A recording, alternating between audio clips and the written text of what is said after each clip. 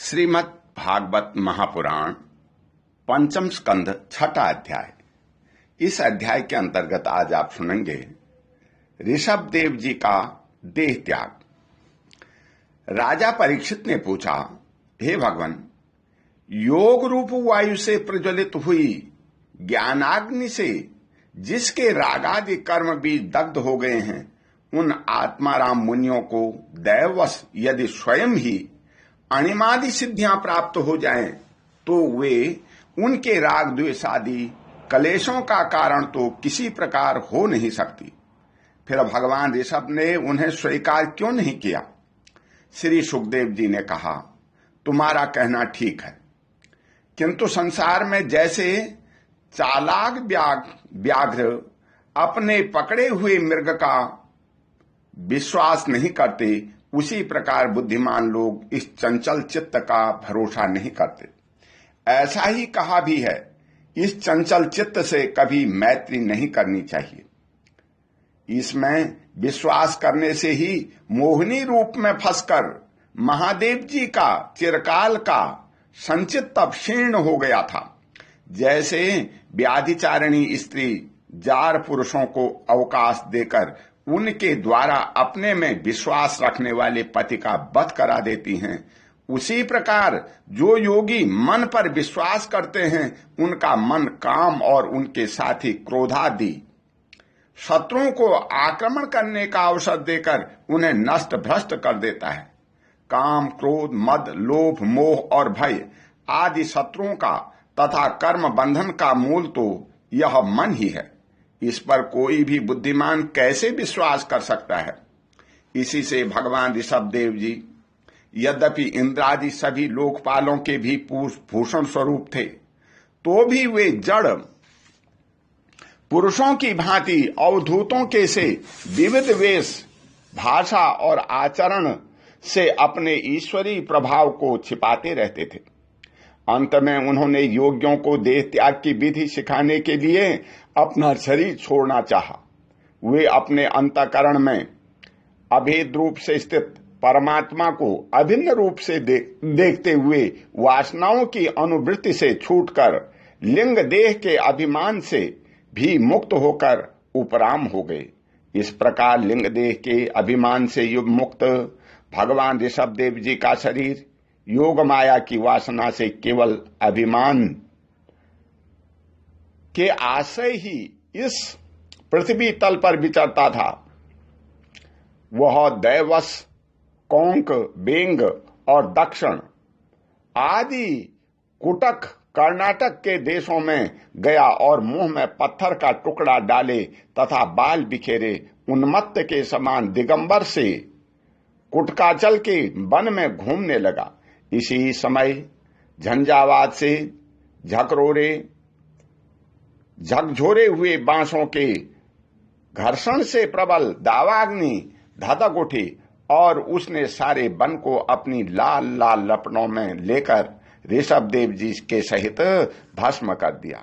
हे राजन, जिस समय कलयुग में अधर्म की वृद्धि होगी, उस समय कोंक, वेंग और कुटक देश का मंदमती राजा अरहत वहां के लोगों से ऋषभ देव जी के आश्रमातीत आचरण का वृतांत सुन करके तथा स्वयं उसे ग्रहण कर लोगों के पूर्व संचित पापा फल रूप होनहार के वशीभूत हो भय रहित स्वधर्म पथ का परित्याग करके अपने बुद्धि से अनुचित और पाखंडपूर्ण कुमार्ग का प्रचार करेगा।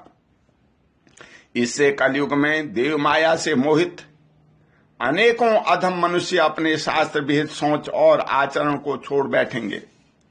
अधर्म बहुल कलयुग के प्रभाव से बुद्धिहीन हो जाने के कारण वे स्नान न करना, आचरण न करना, अशुद्ध रहना, केश नुचवाना आदि ईश्वर का तिरस्कार करने वाले पाखंड धर्मों के मनमाने ढंग से स्वीकार करेंगे और प्रातः प्रायः वेद, ब्राह्मण एवं भगवान यज्ञ पुरुष की निंदा करने लगेंगे।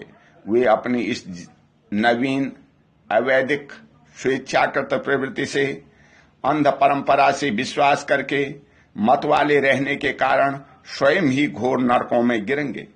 भगवान का यह अवतार रजोगुण से भरे हुए लोगों को मोक्ष मार्ग की शिक्षा देने के लिए ही हुआ था।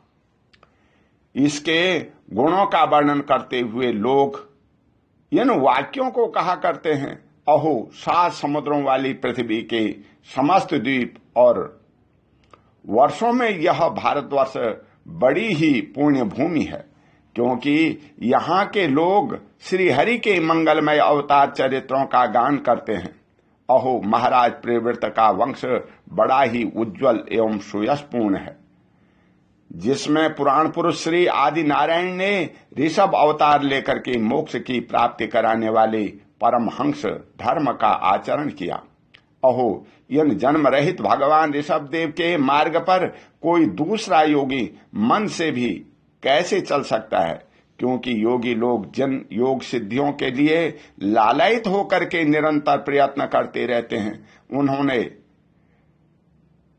उन्हें इन्होंने अपने आप प्राप्त होने पर भी असत समझकर त्याग दिया था।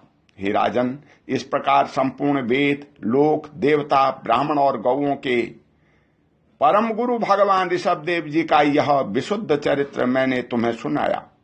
यह मनुष्यों के समस्त पापों को हरने वाला है। जो मनुष्य इस परम मंगलमय पवित्र चरित्र को एकाग्र चित्त से श्रद्धापूर्वक निरंतर सुनने या सुनाते हैं, उन दोनों की ही भगवान वासुदेव में अनन्य भक्ति हो जाती है। तरह तरह के पापों से पूर्ण सांसारिक तापों से अत्यंत तपे हुए अपने अंतःकरण को पाक पंडित जन इस भक्ति सरिता में ही नित्य निरंतर नहलाते रहते हैं। इससे उन्हें जो परम शांति मिलती है वह इतनी आनंदमयी होती है कि फिर वे लोग उसके सामने अपने ही आप प्राप्त हुए मोक्ष रूप परम पुरुषार्थ का भी आदर नहीं करते। भगवान के निर्जन हो जाने से ही उनके समस्त पुरुषार्थ सिद्ध हो जाते हैं। हे राजन, भगवान श्री कृष्ण स्वयं पांडव लोगों के और यदुवंशियों के रक्षक, गुरु, इष्ट देव, सुहृद और कुलपति थे। यहां तक कि वे कभी कभी अनाज्ञाकारी सेवक भी बन जाते थे। इसी प्रकार भगवान दूसरे भक्तों के भी अनेकों कार्य कर सकते हैं और उन्हें मुक्ति भी दे देते हैं, परंतु मुक्ति से भी बढ़कर जो भक्ति योग है उसे सहज में नहीं देते। निरंतर विषय भोगों की अभिलाषा करने के कारण अपने वास्तविक श्रेय से गिरकर काल तक बेसुध हुए लोगों को, जिन्होंने करुणावश निर्भय आत्मलोक का और जो स्वयं निरंतर अनुभव होने वाले आत्मस्वरूप की प्राप्ति से सब प्रकार की तृष्णाओं से मुक्त थे, उन भगवान ऋषभ देव जी को नमस्कार है। ओम शांति। बोल श्री कृष्ण भगवान की जय।